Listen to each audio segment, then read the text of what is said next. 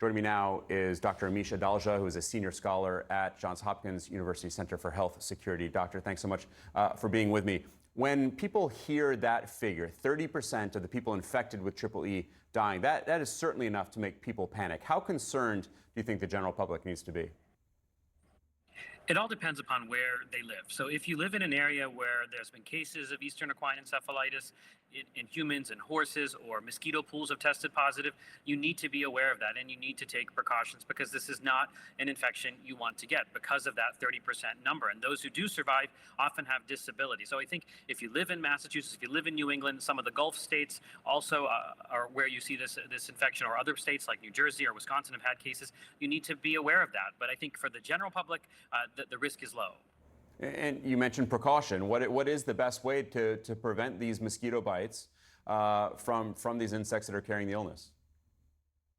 Well, it's kind of the old-fashioned things: mosquito repellents, wearing clothing that covers up your exposed body parts, staying out of areas of your community where there's known to be lots of mosquitoes. And then one thing that everybody can do is to clean up their yards, clean up their community, to remove standing water, because that's where mosquitoes lay eggs. Remember, mosquitoes are the most deadly animal on the planet, and we have to kind of make our communities inhospitable to them to decrease the rates of EEE and other mosquito-borne illnesses.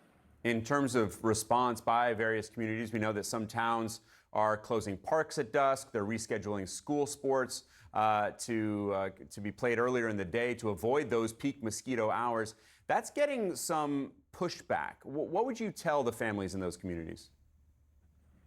Well, this is not an infection that you want to toy with. This isn't something like COVID. This isn't something like influenza. This is a pretty serious illness with a mortality rate of 30% if someone becomes ill with this. So public health authorities are trying to give people the best guidance to minimize that risk. We often see about a dozen or so cases, and many of those are going to be severe. The deaths are not surprising. And if you can do something just by rescheduling a game to be at a different time, and you remove that risk, why not do it? I think it really is important for public health authorities to give people tools to be able to minimize that risk. So I don't think there should be pushback. This is a serious infection, and they're giving people valuable information. Yeah, they seem like relatively easy things for communities to do. But EEE, of course, Doctor, not the only threat when it comes to mosquitoes, and not the only threat right now. West Nile virus is also on the rise. Dr. Anthony Fauci, he's recovering from West Nile virus that he got earlier this month. So let's talk about the symptoms here. Common EEE symptoms include headaches, high fever, chills, vomiting. Those are common for a lot of illnesses. So at what point do you think a doctor needs to be consulted? Well, I think anybody that's had a mosquito bite and high fevers, chills, headaches, they need to seek medical attention, because it could be West Nile, it could be EEE, it even could be COVID-19. So I think you have to have a very low threshold when you're developing high fevers, with headaches, with this illness, with any type of illness. And I think it makes it hard because of that overlap that you talk about. COVID-19, influenza, RSV, all of them are going to have some of those similar symptoms overlapping. But the unremitting fever, the headaches, neck stiffness, the light bothering your eyes, those are things that we worry about with brain infections, which can occur with West Nile and EEE.